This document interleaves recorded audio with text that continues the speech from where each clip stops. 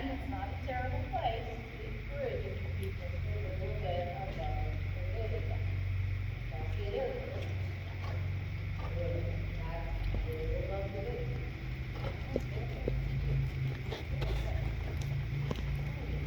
Good. And then you make that rounder again, right? Think about the back, think about the timeline, not just about putting it back. Outside leg. Outside leg. Straighten this neck. Straighten this neck. And then get it on the left leg. This area is a little bit wanting to lean into your left leg and then pulling the left leg. Good enough. If you start that now, you'll do it for a while. Don't want you to almost release on the left leg. I want you to almost counterflex in. And then use your left hand. Almost counterflex in. I think you move to the right hand. Yeah, like that. Good. So that you sort out the diagonal hair in that face. Good. And then when you do bend and look down, so you now find the diagonal hair. Left hand, right hand. Left hand, right hand. Good. There you go. Because when he helps the bit, you have to go, I have to determine that diagonal hair tempo a bit better for him because you lost the beat, you know? So you have to, you're the pacemaker. Yeah, good. Interesting, I like it when you have the so that's it. Right? I hate that when that happens. They're lining up and you know what they do that down. It's just gives you that little reminder. Hey. That's better. And just every now and then, put your left hand close to your right hand, and that will tell you, there, that's better. Good. Left hand close to your right hand, and push it to the left leg. Good. Because when you put the left rein in your right hand to fix your earbuds, your legs have to rock.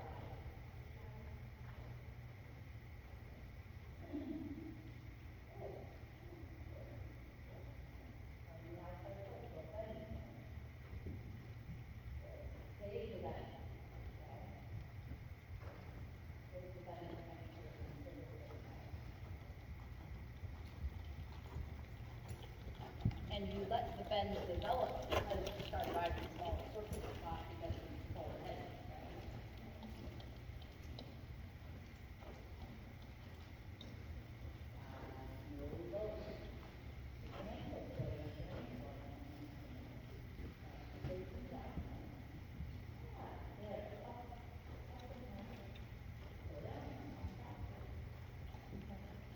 So that's the place where when your leg goes on, because you want to bring your skull up a little bit higher.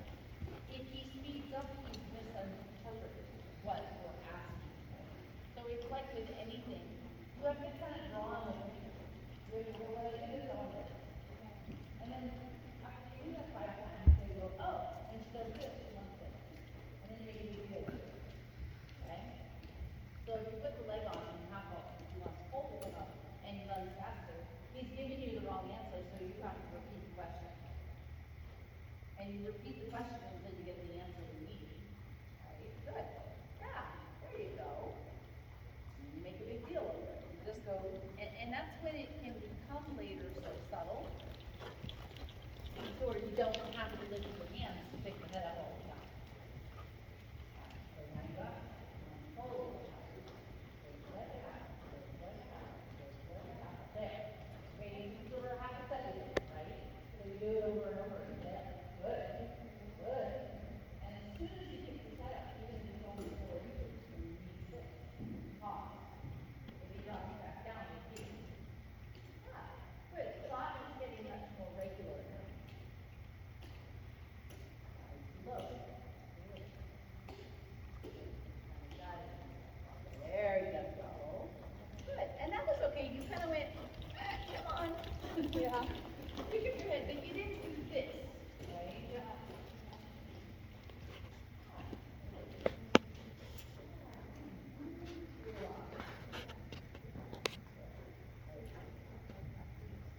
Well, like the ones I have little hooks in them so they can't fall out of your ear. Those I just grabbed out of the box. You can hear me enough though.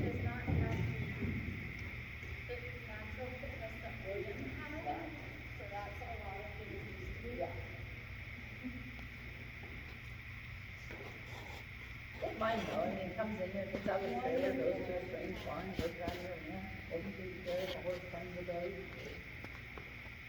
I'm just so thrilled with my heart. I know.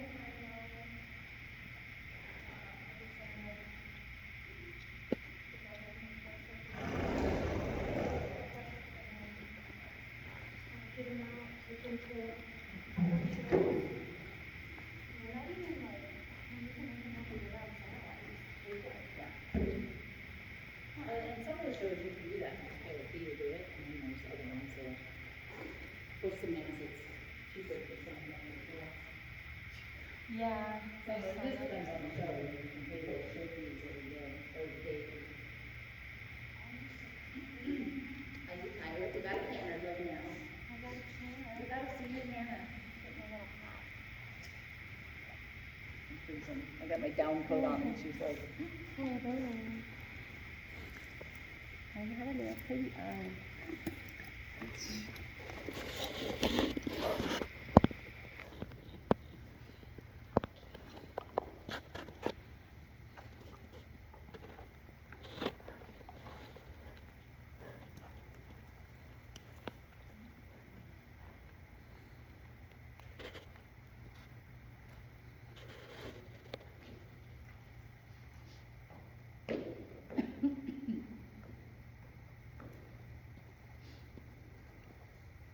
Don tell you my mom is?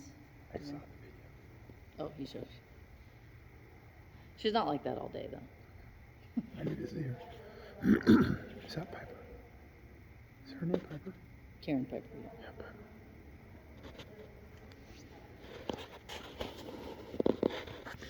Yeah, I want to go see her. But I want to see it's okay. Yeah. Okay.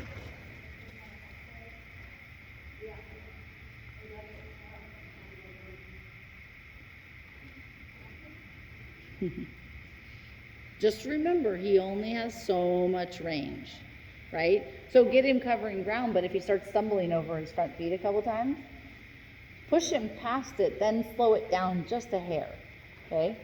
Just to kind of go slow and big, although yes, in front of the leg, right? Because that dullness can be misleading sometimes, or misinterpreted, I guess, you know. You hate dull horses, yeah. Yeah. Yeah. I think the more you get him off the forehand, the more, and again, he's a little bit, again, misleading because he's uphill built, but he wants to keep his front legs back here. Yeah. So you have to be thinking, again, think always about his heel hitting the ground first. Because he wants to land a little toe first. Is he still barefoot? Okay.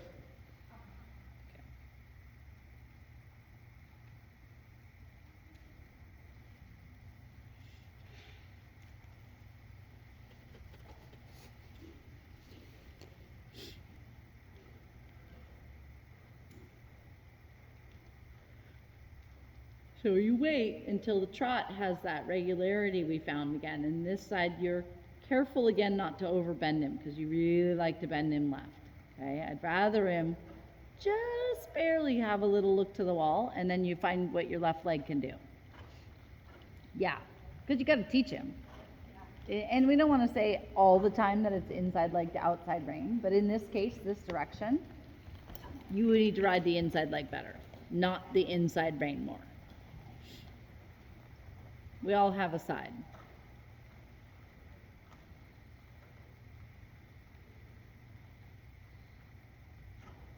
Good. Now think about your half halts and bringing the pull up again, right? Take the time. There you go. Right.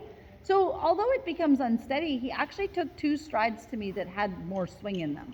Although it was only 2 strides, so it could go briefly unrecognized, okay? When he's a little bit too low, though, he just kind of tiptoes around, and then you feel like you're on this dull horse, okay? You have to really think, if I'm going to put life in this kind of horse, I have to ride it up, because you have to get his front leg to take a bigger step Otherwise, yes, that's better. Straighten his neck again and then get your left leg. Yeah, that's okay. Then the left leg has to go to work. Yeah, good. I mean, it just highlights that you need to push more from the left side. And if you're pushing with all your might, then you need to expect something from the left side, right? And he doesn't know what you're looking for. So it's again that kind of thing. You're gonna keep poking at him a little bit the same way until he gives us the answer we want. And then you're gonna say good, and then, before you know it. Yeah, that's getting better. Now I would start to think about canter, because the trot is out here now. The front legs are reaching. You can't get his hind legs to do anything because of how long-legged he is. You can't get his hind legs to do anything until you get the front end out of the way. Yeah, so outside rein again. Get him straight. Almost counterflex. When you go to canter this way, almost counterflex and push him to the left canter lead. Push him from your right leg a little bit to the left canter lead. It's a little bit of a cheat in the sense of kind of almost that old school. I'm going to counterflex and let him fall through the inside shoulder to pick up the correct lead.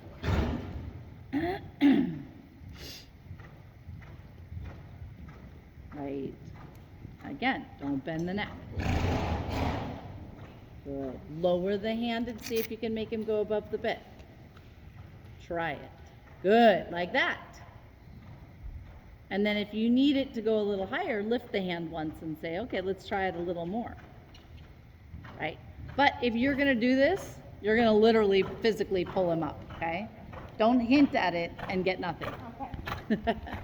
Hint at it and then tell him what you want so that you don't end up floating your arms up in the air for no answer, if that makes sense. Right? There, like that. Good. And you didn't really have to lift the hand that time. But it's one of those things you got to repeat it 650 times until he actually carries his head around the whole arena a little higher. He's not going to do that the first day you talk about it. There, good. And then back to trot already.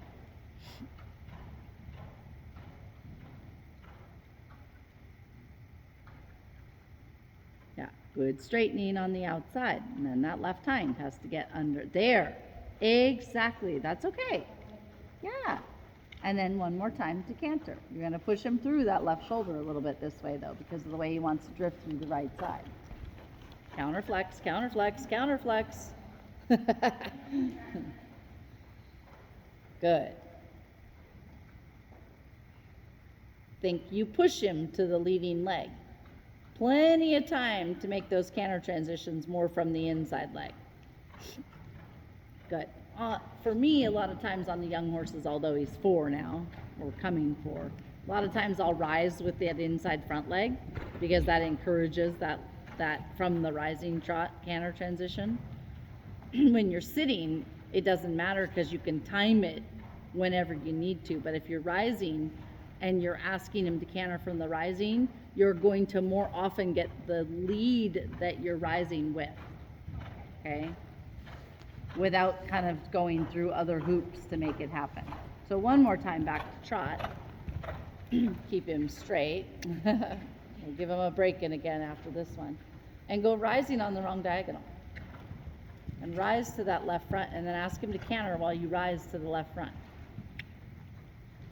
Rise. There you go. Good.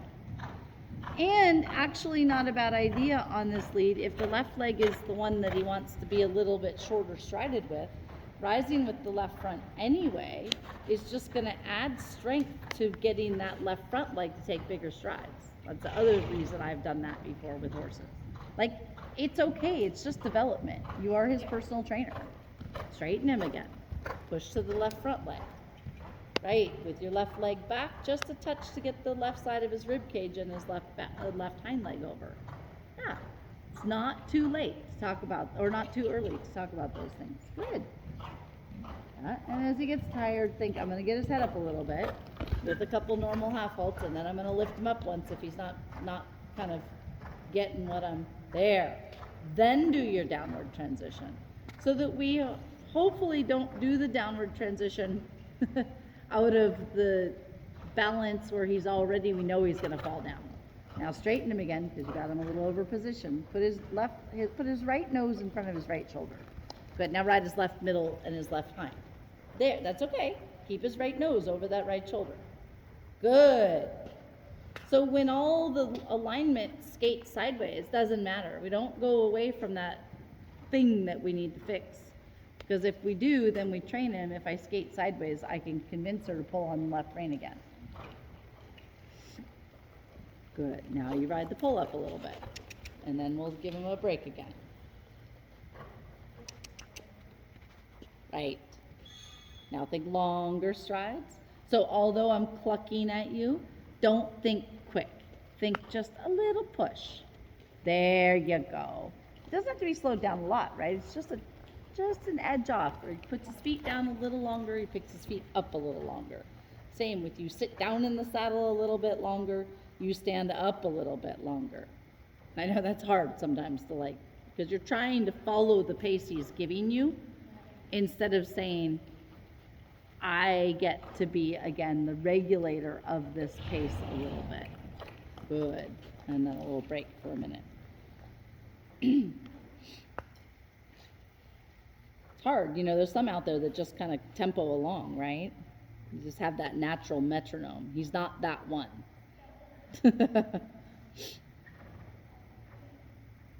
You get to train the metronome in there.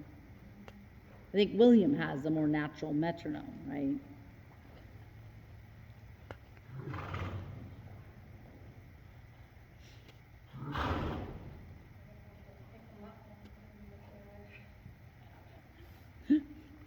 Well, it's hard because you had a bug go through your barn too, so he probably was, if he got it, that takes time around. It takes them a while to recover. I mean, it's been a while now, I guess. That was before I went to DC, huh? It's been a whirlwind.